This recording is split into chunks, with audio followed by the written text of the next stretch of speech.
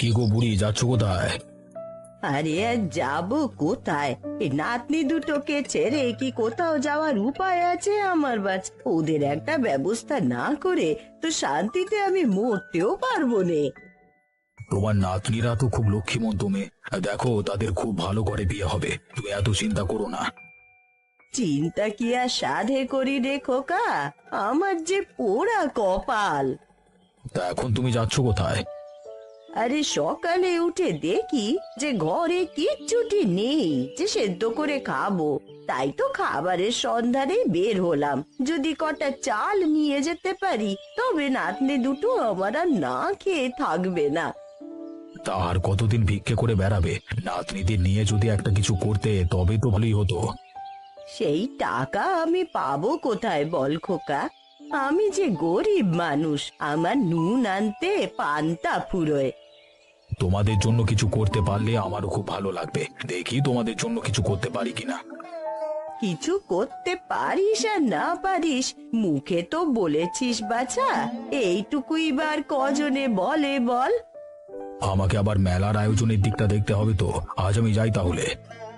হ্যাঁ হ্যাঁ, ওই সামনে তো আবার উৎসবের দিন আসছে, তুই যা বাবা, আয়োজনে মন দে। ঠিক আছে বুড়িমা, আমি তাহলে আসি, কেমন?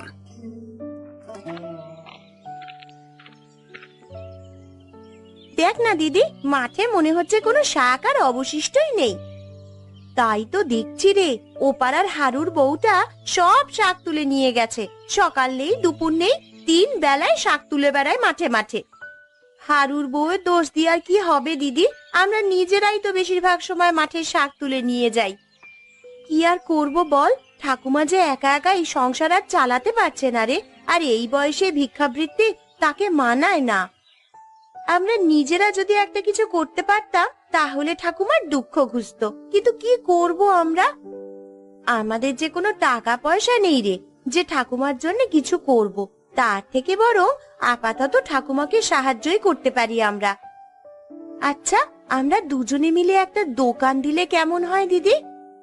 কিন্তু দোকান দিতে যে অনেক খরচ রে, সেই টাকা আমরা পাবো কোথায়? সেটাও কথা, এত টাকা আমরা পাবো কোথায়? তার থেকে চল আমরা বরং অন্য কিছু ভাবি। শোন, এত ভাবির কিছু নেই, আমাদের যে কোনো টাকাই নেই রে, তার থেকে চল আমরা শাক তোলায় মন দিই। আজকে তো তেমন শাক আর পেলাম না রে, এই কয়টা কচু শাক দিয়ে কি রান্না করবি দিদি? চল আমরা বরং বড় নদীর ঘাটে যাই, সেখানে শুনেছি নদীর পাড়ে অনেক কুচো চিংড়ি ভেসে আসে। আঁচলে ছেকে কিছু কুচো চিংড়ি ধরে নিয়ে আসি, কুচো চিংড়ি দিয়ে কচু শাক রান্না করলে অনেক মজা হবে খেতে। হ্যাঁ দিদি, তোর হাতের রান্নায় তো জাদু আছে, ঠাকুমা বলে তুই মায়ের গুণ পেয়েছিস রান্নার। এখন চল তো, আর দেরি না করে বরং নদীর ঘাটে যাই। হ্যাঁ হ্যাঁ দিদি, তাই চল।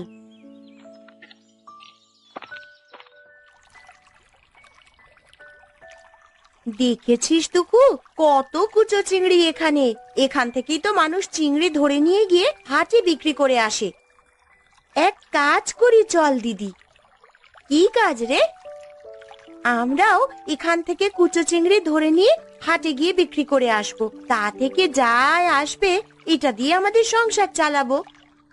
ধুর বোকামে, এই চিংড়ি কি সব সময় থাকে নাকি? এখন জোয়ার এসেছে বলে চিংড়ি পাওয়া যাচ্ছে, দুদিন বাদে জোয়ার চলে গেলে, ভাটা পড়লে, তখন তো আর চিংড়ি পাবো না আমরা এখান থেকে।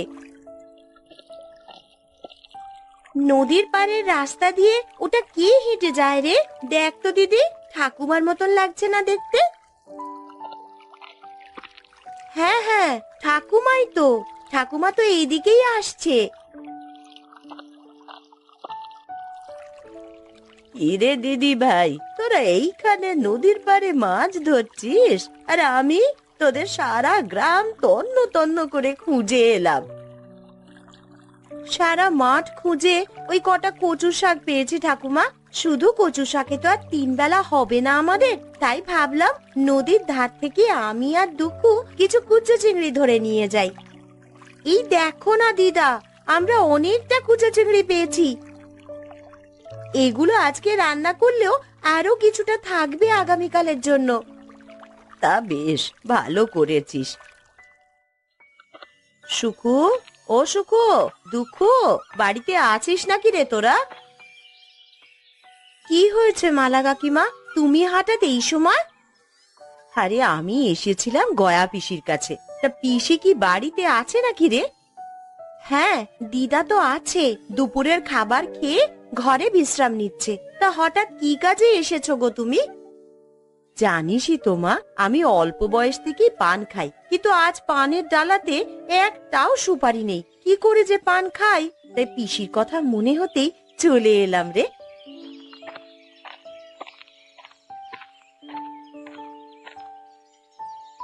দেখো, অনেক কষ্ট করে ওই মুখুজ্জে বাড়ির গাছ থেকে লুকিয়ে লুকিয়ে সুপারি নিয়ে আসি আমি। ওই সুপারি আমি কাউকে দিতে দেব না।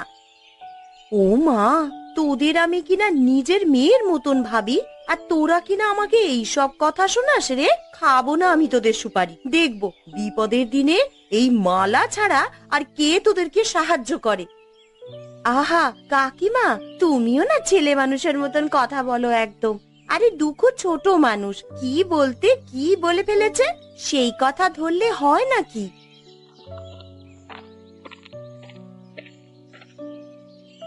কি রে, বাইরে এত আওয়াজ কিসের? কি হলো আবার?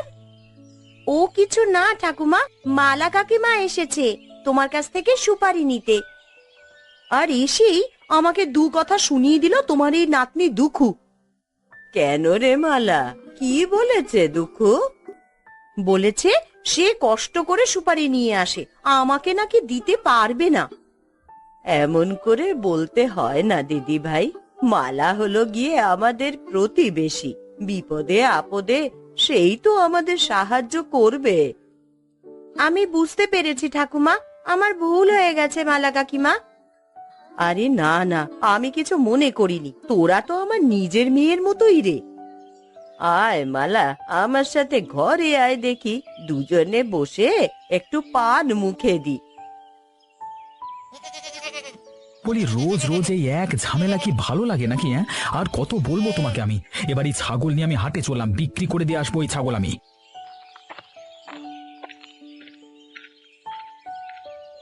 তোর সাহস তো মন্দ নয়, আমার ছাগল নিয়ে তুই হাটে গিয়ে বিক্রি করবার কথা মুখে আনিস কি করে? তা কি করবো শুনি? তোমার এই বজ্জাত ছাগল যে আমার পাহাড়ি মশলার গাছগুলো সব খেয়ে ফেলেছে। এভাবে খেতে থাকলে আমার গাছগুলো তো আর বড়ই হবে না। কত গাছ খেয়েছে তোর শুনি, যে আমার ছাগল বিক্রি করে তা পোষাতে চাইছিস? হ্যাঁ, গাছ লাগিয়ে যত্ন নিয়ে পরে যদি সেই ছাগলে নষ্ট করে, তখন তো রাগ হবেই। তোমাকে কতবার বলি এই ছাগল বেঁধে রাখতে, তোমার তো কানে কথাই যায় না। কি বললি তুই? আমি কানে কম শুনি? কানে কম শোনো সেটা বলিনি, তবে তুমি কানে যে একটু বেশি শোনো সেটা বলা দরকার ছিল আমার। তুই কিন্তু বেশি কথা বলছিস বিমল। বারবার আমার বলতে ভালো লাগে না। এর পরের বার যদি তোমার ছাগল আমার মশলার গাছের কোনো ক্ষতি করেছে, তো এর ফল কিন্তু ভালো হবে না। তুই কি আমাকে হুমকি দিচ্ছিস? হ্যাঁ,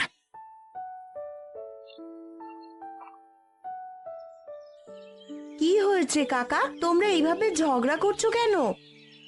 আরে দেখ না মা, আমার মশলার গাছগুলো এই বজ্জাত ছাগলটা রোজ এসে নষ্ট করে দিয়ে যায়। আমি বললেই কানু দাদা রাগ করে। এটা কিন্তু খুব খারাপ কানু কাকা। আরে মা, তুই ওর কথা বিশ্বাস করিস না, সব মিথ্যে বলছে ও। তা মিথ্যা বললে তোমার ছাগল বিমল কাকার হাতে গেল কিভাবে? মানে আমরা বুঝেছি কাকা, এখন তোমার ছাগলটাকে একটু বেঁধে রাখলেই তো পারো, নিজেদের মধ্যে তাহলে আর গন্ডগোল হয় না এত। হ্যাঁ হ্যাঁ, করবো করবো। আমরা এসেছি গায়ের মেলা কবে বসবে সেটা জানতে। চলো সবাই মোড়লের কাছে যাই, এই নিয়ে কথা বলতে হবে। কি ব্যাপার, আজকে সবাই একসাথে এলি যে? কোনো ঝামেলা হয়েছে নাকি আবার? আগে না মোড়ল মশাই, আমরা সবাই এসেছি আর গ্রামে যে মেলাটা হয় সেটা ব্যাপারে জানতে। আগে থেকে জানতে পারলে আমরা সবাই একটু জোগাড় যন্ত্র করে রাখতাম আর কি। এবার মেলাটা একদম অন্যরকম হবে, প্রতিবারের থেকে একদম আলাদা হবে এবারের মেলা। তাই নাকি? তাহলে তো খুব ভালো হবে মোড়ল কাকা। হ্যাঁ রে মা, এবারের মেলাতে অনেক রকম আয়োজন থাকবে, আর সাথে কিছু শহুরে বাবুরা আসবে আমাদের গ্রামের ঐতিহ্যবাহী খাবার খেতে। কেন কাকা, শহরে কি আমাদের গ্রামের মতন রান্না হয় না বুঝি? না রে মা, আমাদের গ্রামের মতো এমন প্রাকৃতিক জিনিস ওরা পাবে কোথায়? আর তাছাড়া শহুরে খাবারে আমাদের গ্রামের মতো স্বাদ নেই। শহুরে খাবারে তো বিদেশি বিভিন্ন মশলা আর ক্ষতিকর লবণ ব্যবহার করে। সেই জন্যই তো সাহেবেরা গ্রামে মেলা ঘুরে দেখবার সাথে সাথে এখানে খাবার দাবার খেয়ে দেখবেন। তাহলে তো বেশ ভালো হবে, আমাদের গ্রামের নাম শহরে ছড়াবে। হ্যাঁ, শুধু ছড়াবে না, তোদের উদ্যোগমূলক কাজ দেখলে তারা টাকা পয়সা দিয়েও সাহায্য করবে বলেছে। তাহলে তো আমাদের জন্য অনেক ভালো একটা উপায়। হ্যাঁ, যা যা, সবাই বাড়িতে গিয়ে মেলার প্রস্তুতিটা নে। কি গো পিসি, মেয়ে দুটো সেই কখন বেরিয়েছে, এখনো তো বাড়িতে ফিরলো না। পাছে কোনো বিপদ আপদ আবার হলো না তো? বালাই ষাট, বিপদ হবে আমার 70-এর। আমার নাতনিদের কেন বিপদ হতে যাবে শুনি? আর তাছাড়া ওরা খুব বুদ্ধিমতী মেয়ে। সে তো আমিও জানি, ওরা কাজে যেমন পটু, বুদ্ধিতেও তেমনি বাজিমাত করে বেড়ায়। তা কোথায় গিয়েছে, তোমাকে কিছু বলে গিয়েছে নাকি? ওরা ওই বিমলের বাড়িতে গেছে। বিমল বিভিন্ন রকমের মশলার গাছ লাগিয়ে বাড়িতে মশলার চাষ করে, সেটা দেখতেই গেছে দু বোনে। তা আমাদের গ্রামে চাষ করা মশলা কে নেবে শুনি? গ্রামে এসব আগের দিনের মশলা এখন আর কেউ ব্যবহারই করতে চায় না। সবাই এখন বিদেশি মশলা ব্যবহার করলেও রান্নার স্বাদ কিন্তু আমাদের সেই আগের দিনের মতন আর হয় না রে। বিমলের গাছের মশলা দিয়ে আমার সুখু আর দুখু যা সুন্দর মাংসের ঝোল রান্না করে না, মুখে একেবারে লেগে থাকার মতো। হ্যাঁ, এটা তুমি ঠিকই বলেছো পিসি। সুখু আর দুখু মায়ের হাতের মাংসের ঝোল রান্না খুবই সুস্বাদু হয়।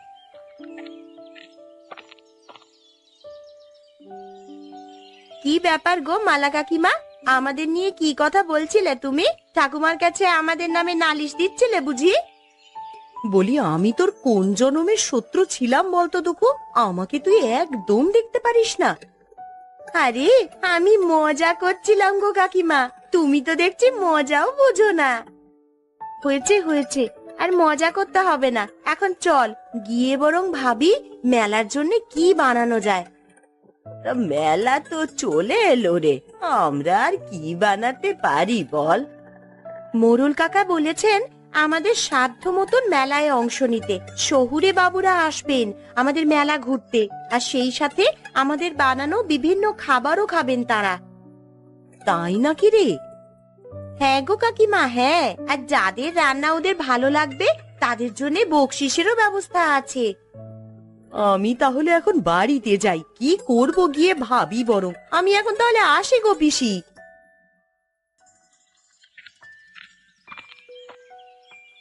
আমাদের ছোটবেলায় এই গ্রামে মেলা হলেই বাবা মাংস নিয়ে আসতো, বুঝলি দিদি ভাই। আমরা নতুন জামা বা শাড়ি পরেই মেলায় ঘুরতে যেতাম।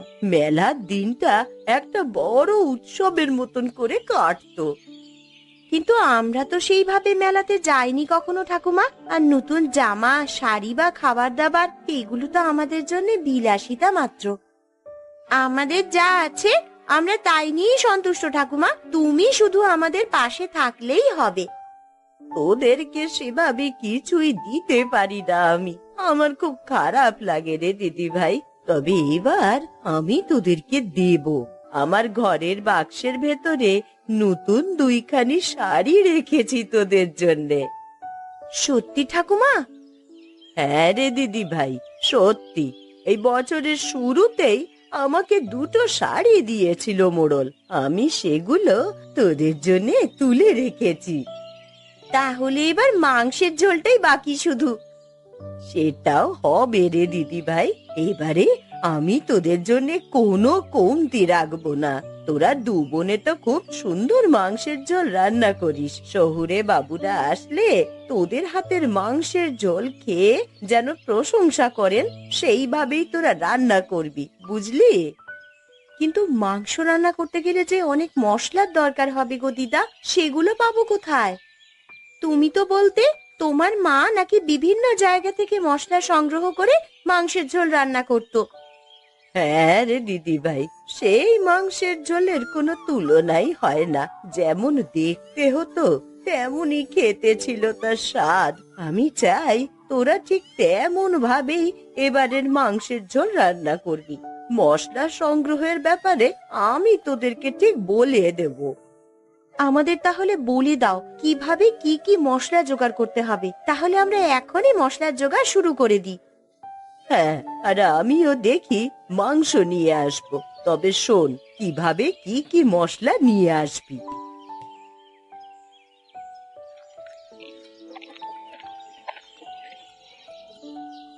বিমল কাকা, ও বিমল কাকা, আছো নাকি তুমি? হ্যাঁ রে মা, আমি গাছগুলোর একটু পরিচর্যা করছিলাম। গাছের গোড়ায় বড্ড আগাছা হয়েছে, তাই ভাবলাম এগুলো একটু পরিষ্কার করে দিই। আমরাও তোমার সাথে সাহায্য করতে চাই কাকা। কি সাহায্য করবি মা তোরা? আমি জল এনে গাছের গোড়ায় দিচ্ছি, আর দুঃখু বরং তোমার কাজে হাত লাগাবে। ঠিক আছে মা।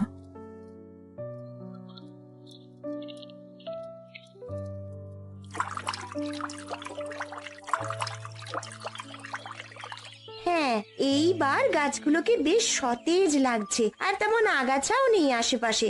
এবার গাছ বেড়ে উঠবে তাড়াতাড়ি। হ্যাঁ রে মা, তুই ঠিক বলেছিস একদম। তা তোরা এত সকাল সকাল কি করতে এসেছিলিস আমার কাছে? আমরা কালকে মেলার দিনে মাংসের ঝোল রান্না করব কাকা, তাই আমাদের কিছু মশলার প্রয়োজন, সেজন্যই তোমার কাছে আসা আর কি। ও এই কথা। তা আমাকে আরো আগে বলবি না তোরা? দাঁড়া, আমি এক্ষুনি তোদের মশলা দিচ্ছি। আমরা তাহলে এখন আসি কাকা, আমাদেরকে আরো কিছু মশলার জোগাড় করতে হবে। আর কি মশলা লাগবে? তেজপাতা লাগলে কানু দাদার বাড়িতে কাজ আছে, সেখানে গিয়ে চেয়ে নে মা। ঠিক আছে, আমরা তাহলে কানু কাকার বাড়িতেই যাই। আচ্ছা ঠিক আছে, কিছু লাগলে আবার আসিস তোরা।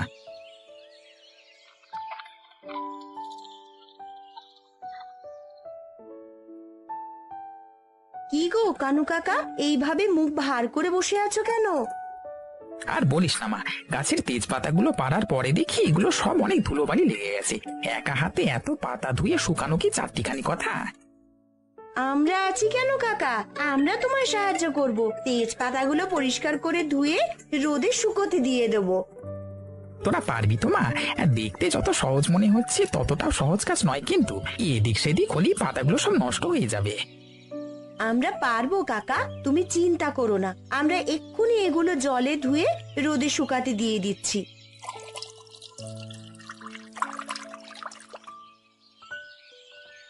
তোরা সত্যি অনেক ভালো রে মা, আমি একা হাতে এত কাজ করতে পারতাম না, আর তোরা সাহায্য করলি বলি আমার কাজ সহজ হয়ে গেল। কথায় আছে না কাকা, 10-এর লাঠি 1-এর বোঝা। তোমার একা কাজ করতে কষ্ট হতো, এখন আমরা সাহায্য করেছি বলেই তাড়াতাড়ি হয়ে গেল। হ্যাঁ রে মা, না হলে একা একা করতে অনেক সময় লাগতো আমার। তা তোরা কি করতে এসেছিলিস সেটাও তো বললি না। আমরা এসেছিলাম তোমার কাছ থেকে কিছু তেজপাতা নিতে। আসলে কাল মেলায় মাংসের ঝোল রান্না করতে আমাদের কিছু মশলার প্রয়োজন আছে কাকা। এই রে মা, যত লাগে নিয়ে যায় এখান থেকে। ইরে দিদি ভাই, মশলা পেলি তোরা? হ্যাঁ গো দিদা, তবে সব মশলা জোগাড় করতে পারলেও দুটো মশলা আমরা কোথাও খুঁজে পাইনি। সে কি কথা রে, কোন মশলা আবার খুঁজে পাসনি? জায়ফল আর জয়িত্রী, এগুলো দিলে তো মাংসের ঝোল অনেক মজার হয় বলেছিলে তুমি। হ্যাঁ রে, এই সব মশলা একত্রে মাংসে দিয়ে ঝোল রান্না করলে সত্যি অনেক মজার হয়। কিন্তু এখন যেহেতু পাসনি, আর কি করার বল, ওগুলো ছাড়াই বরং রান্না শুরু করিস। বলি, আমি থাকতে কি কোনো কিছুর অভাব পড়তে পারে নাকি আমার মেয়েদের? আমি নিয়ে এসেছি জায়ফল আর জয়িত্রী।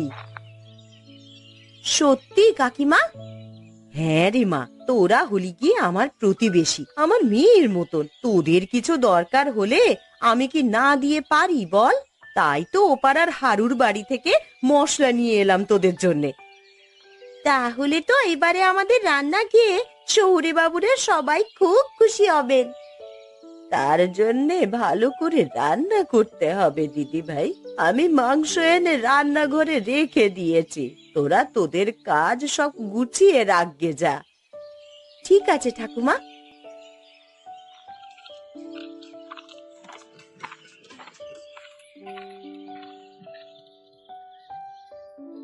তোরা চলে এসেছিস খাবার নিয়ে। বেশ, শহুরে বাবু তোদের রান্না করা খাবার খেয়ে দেখতে চায়। রান্নার থেকে তো দারুণ সুগন্ধ ছড়িয়েছে, এমন সুগন্ধনও কোনো রান্নায় পাইনি। আমি এখনই খেয়ে দেখতে চাই এই মাংসের ঝোলের তরকারি। বেশ, তো আপনি এখনই চেখে দেখুন বাবু। বাবা বাবা বাবা বাবা, কি দারুণ খেতে হয়েছে! এমন খাবার আমি কখনো খাইনি। গ্রামের মাংসের ঝোল যেন অমৃত লাগছে আমার কাছে। আমরা বাইরের কেনা মশলা দিয়ে রান্না করিনি সাহেব, নিজেদের গ্রামের মশলা জোগাড় করে আমরা রান্না করেছি। সেই জন্যই মাংসের ঝোলের স্বাদ আরো বেড়ে দ্বিগুণ হয়েছে। তোমাদের রান্না খেয়ে আমি খুব খুশি হয়েছি। আমি তোমাদের রান্না করা খাবার শহরে বিক্রি করতে চাই। আমি অর্ডার দিয়ে পাঠাবো, আর তোমরা সেই মতো মাংসের ঝোল রান্না করে দেবে। এতে তোমাদেরও কিছু আয় হবে। বেশ, তো আমাদেরও তাহলে অভাব খানিকটা ঘুচবে। এইখানে কিছু টাকা আছে, এটা হচ্ছে তোমাদের আজকের পুরস্কার। আর আগামীকাল আমি এসে তোমাদের কাছে মাংসের ঝোলের অর্ডার দিয়ে যাব আর টাকা দিয়ে যাব, কেমন? ঠিক আছে বাবু, আমরা আমাদের সংসার চালাবো দু বোনে মিলে, আমাদের নিজেদের আয়ের মাধ্যমে। এইবার ঠাকুমাকে আর কিচ্ছু করতে হবে না, এখন থেকে আমরাই আমাদের সংসার চালাতে পারবো।